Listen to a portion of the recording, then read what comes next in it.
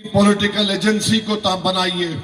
आज आप देखते हैं कि सुप्रीम कोर्ट ने हालिया दिनों में 2 नौजवानों को बेल नहीं दी। क्या आप जानते क्यों नहीं दी सुप्रीम कोर्ट ने बेल?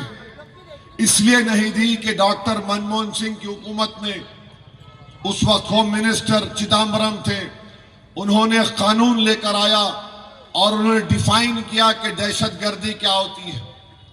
मैं अपने 5 मिनट की तकरीर में उस वक्त पुकार कर कह रहा था कि सेक्शन 15A का इस्तेमाल मुसलमानों पर, दलित आदिवासियों पर होगा। मैंने अपने तकरीर में कहा कि एनी अदर वे का मतलब क्या है। अरुंधति राय की राइटिंग पर उसको जेल में डाला जा सकता है। 180 दिन का डिटेंशन उसमें रखा गया कि बगैर पुलिस कस्टडी, पुलिस को कस्टडी मिलेगी 180 दिन की। आज सुप्रीम कोर्ट ने उन दोनों बच्चों को बेल नहीं देने की वजह बताई, सेक्शन 15A कहा उन्होंने। कहां ये कांग्रेस वाले जो आज कहते हैं, बड़ी बड़ी बातें करते हैं। टेररिज्म का डेफिनेशन लिख दिया कि एनी अदर वे। आप बताइए क्या कोई टेररिज्म एनी अदर वे में हो सकता है? 5.5 साल से बच्चे जेलों में सड़ रहे हैं। में किसी को डाला गया जेल में 3.5-4 साल। क्या कानून UAPA का? और हद तो ये हो गई कि 2019 में अमित शाह ने UAPA का अमेंडमेंट लाया। आपको मालूम किसने उसको सपोर्ट किया? वो कानून क्या कहता है?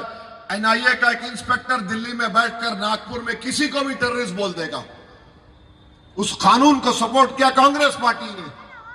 मैं इम्तियाज जलील साहब अपोज किए, वोटिंग करवाए, हर अमेंडमेंट के सेक्शन पर वोटिंग करा स्पीकर को बोलकर कि शायद कांग्रेस कम से कम देखेगी कि ओवैसी उनको एक्सपोज कर रहा है। मगर कांग्रेस पार्टी टस से मस नहीं हुई।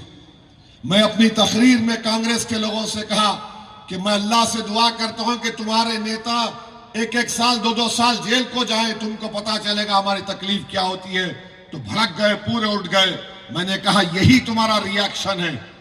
जब तुम पर आंच आती है तो तुम देश को सर पे उठा लेते, और जब हमारे घर बर्बाद हो रहे हैं 70 साल से, तुम कानून बना रहे हो, हम बर्बाद हो रहे हैं।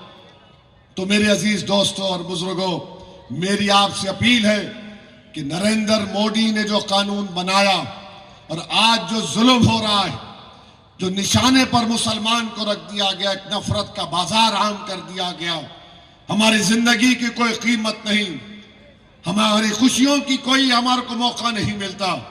हर तरफ या तो बांग्लादेशी है, या तो फिर आतंकवादी है, या तो फिर फुला है। आखिर इस दौर का खात्मा उसी वक्त होगा